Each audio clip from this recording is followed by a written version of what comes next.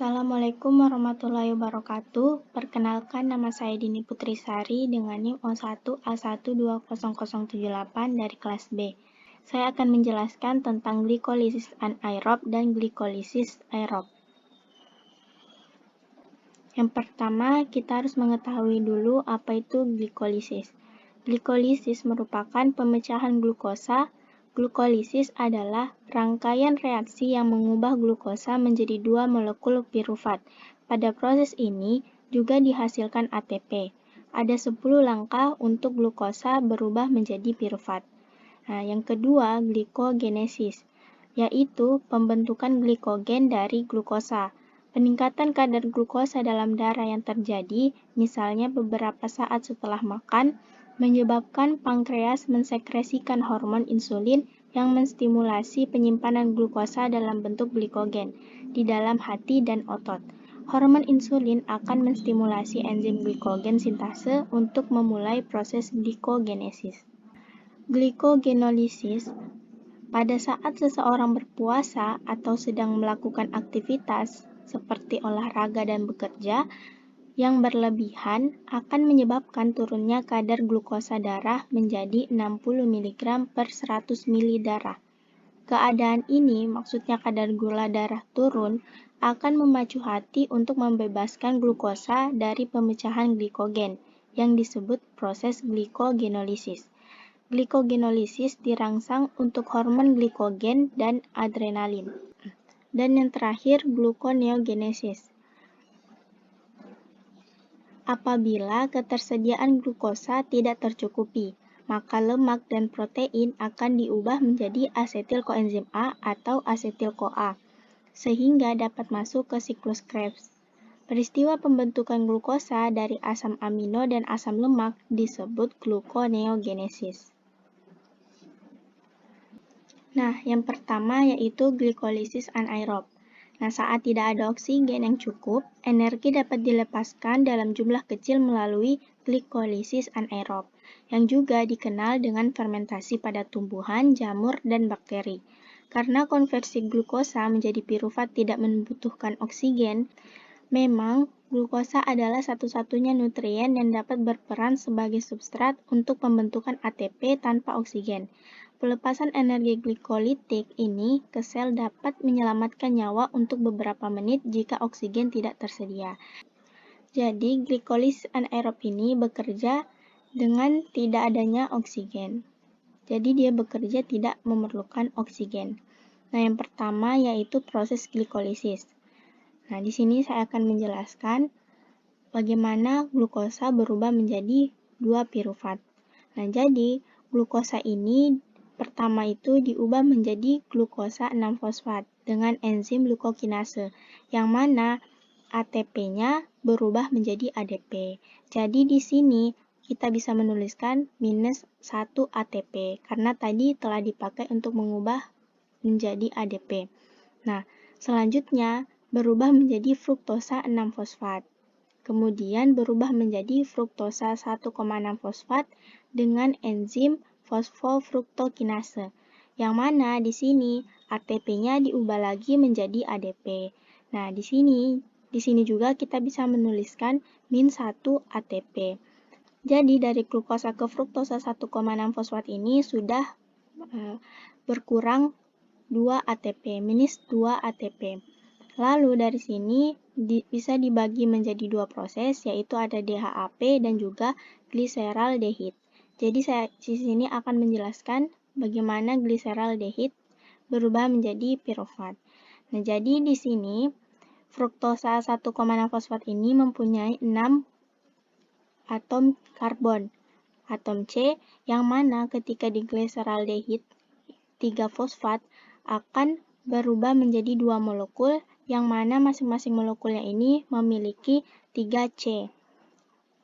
Jadi jumlahnya ini 6C, karena mempunyai 2 molekul yang masing-masing memiliki 3C. Lalu diubah menjadi 1,3 bifosfogliserat, yang mana NAD+ berubah menjadi NADH. Karena di sini tadi 2 molekul gliseraldehid 3-fosfat, nah maka di sini juga menghasilkan 2 molekul 1,3 bifosfogliserat yang mana dia membutuhkan 2 NAD+ untuk mengubah menjadi 2 NADH. Jadi di sini bisa kita tuliskan dia plus 2 NADH. Nah, lanjut. Dari 1,3 bifosfogliserat berubah menjadi 3 fosfogliserat, yang mana di sini juga masih mempunyai dua molekul. Lalu di sini 2 ADP diubah menjadi 2 ATP. Nah, di sini bisa kita tuliskan plus 2 ATP. Lalu berubah menjadi 2 molekul 2 fosfogliserat, lalu diubah menjadi fosfonol pirufat. Nah, setelah dari fosfonol pirufat, maka berubah menjadi 2 molekul pirufat, yang mana dibantu oleh enzim pirufat kinase. Nah, di sini 2 ADP diubah menjadi 2 ATP. Jadi, di sini bisa kita tuliskan plus 2 ATP. Nah, jadi keseluruhan energi yang didapat dari proses glikolisis dapat kita tuliskan min 1 ATP ditambah min 1 ATP ditambah 2 NADH ditambah 2 ATP lalu ditambah 2 ATP. Nah, jadi semuanya berjumlah 2 NADH dan 2 ATP. Nah, ini bentuk yang tadi ketika glukosa yang 6C berubah menjadi 2 pirufat yang mana masing-masing satu molekul itu berjumlah 3C. Nah, di sini kita mendapatkan hasil bahwa tercipta energi 2 ATP dan juga 2 NADH. Lalu, 2 pirufat ini akan diubah menjadi hasil akhir glikolisis anaerob, yaitu laktat. Dengan proses ini, yaitu 2 pirufat diubah menjadi 2 laktat dengan bantuan enzim laktat dehidrokinase, yang mana NADH-nya ini 2 NADH diubah menjadi NAD+. Nah, dari proses glikolisis tadi kita mendapatkan energi 2 ATP dan juga 2 NADH. Nah, lalu dalam proses ini 2 NADH-nya itu dipakai. Jadi di sini bisa kita tuliskan min 2 NADH. Jadi keseluruhan jumlah energi yang didapat dari hasil glukosa menjadi laktat yaitu 2 ATP. Kalau oksigen diambil, maka proses aerob terjadi kembali dan glikogen kembali muncul, sedangkan laktat menghilang. Namun, jika kontraksi otot tersebut berlangsung dalam keadaan aerob, laktat tidak akan menumpuk dan pirufat menjadi produk glikolisis. Nah, jadi ketika oksigen telah kembali normal, maka laktatnya akan bereaksi lalu kembali ke pirufat. Dan laktat ini berguna untuk menghilangkan rasa pegal-pegal. Lalu lanjut ke proses glikolisis aerob, yaitu ketika tubuh membutuhkan energi, glukosa akan diproses untuk menghasilkan energi melalui tahapan glikolisis, dekarboksilasi oksidatif, siklus Krebs, dan transfer elektron. Tahapan-tahapan tersebut dapat terjadi apabila terdapat oksigen dalam jaringan sehingga prosesnya disebut respirasi aerob, yaitu menghasilkan energi dengan adanya oksigen. Glikolisis merupakan tahapan pertama dari proses respirasi aerob untuk menghasilkan energi dalam bentuk ATP. Glikolisis aerob yaitu tahapan pertamanya glikolisis. Sudah saya jelaskan di awal bagaimana itu tahapan glikolisis sehingga menghasilkan 2 pirufat. Nah, jadi 2 pirufat yang dihasilkan dari proses glikolisis diubah menjadi asetil-CoA, yang mana ini disebut dengan proses dekarboksilasi oksidatif. Nah, 2 pirufat di sini diubah menjadi 2 asetil-CoA, yang mana di sini NAD+ berubah menjadi 2 NADH.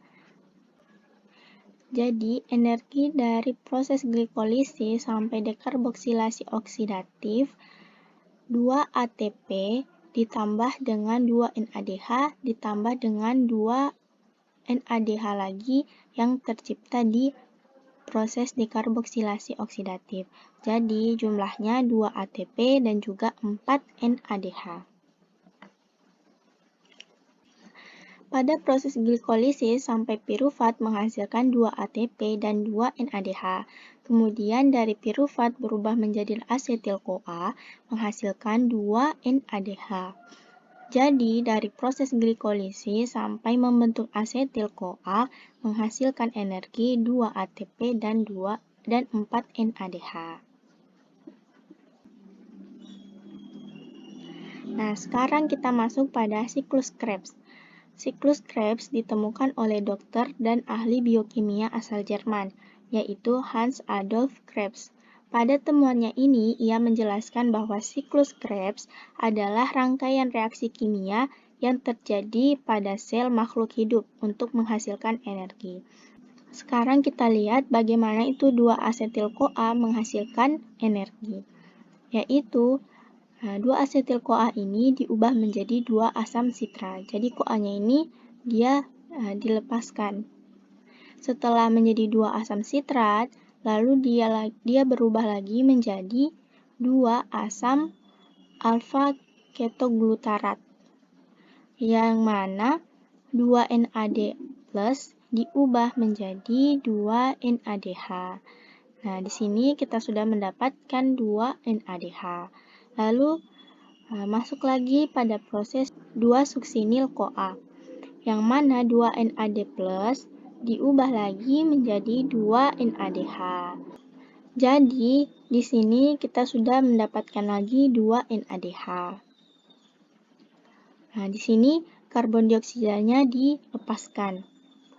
Lalu 2 suksinil-CoA diubah menjadi 2 asam suksinat, yang mana 2 ADP ditambah 2 fosfat itu menghasilkan 2 ATP. Nah, di sini kita mendapatkan energi 2 ATP. Lalu masuk dari 2 asam suksinat menjadi 2 asam fumarat. 2 FAD+ diubah menjadi 2 FADH2. Nah, di sini juga kita sudah mendapat 2 FADH. Lalu masuk ke 2 asam fumarat diubah menjadi 2 asam malat. Di sini tidak terbentuk energi. Lalu 2 asam malat diubah menjadi 2 asam oksaloasetat. Di sini 2 NAD+ diubah menjadi 2 NADH. Jadi, dalam siklus Krebs ini, energi yang kita dapatkan yaitu plus 2 NADH, plus 2 NADH, plus 2 ATP, plus 2 FADH, plus lagi 2 NADH. Jadi, jumlah energi dari keseluruhan proses glikolisis aerob adalah 10 NADH ditambah 2 ATP ditambah 2 FADH. Dibandingkan dengan glikolisis anaerob, glikolisis aerob ini menghasilkan lebih banyak energi. Kalau glikolisis anaerob tadi, dia hanya menghasilkan 2 ATP, sedangkan di glikolisis aerob menghasilkan energi 10 NADH ditambah 2 ATP ditambah 2 FADH. Nah, proses terakhir yaitu rantai respirasi atau transport elektron. Nah, dari sini 1 NADH sama dengan 3 ATP, dan 1 FADH sama dengan 2 ATP. Kenapa demikian? Karena di sini letaknya NADH. Di sini FADH dan di sini ATP. Jadi, ketika NADH itu berubah menjadi ATP, dia melepaskan 3 molekul H+. Jadi 1, 2, 3, lalu berubah menjadi ATP. Nah, itulah sebabnya mengapa 1 NADH sama dengan 3 ATP.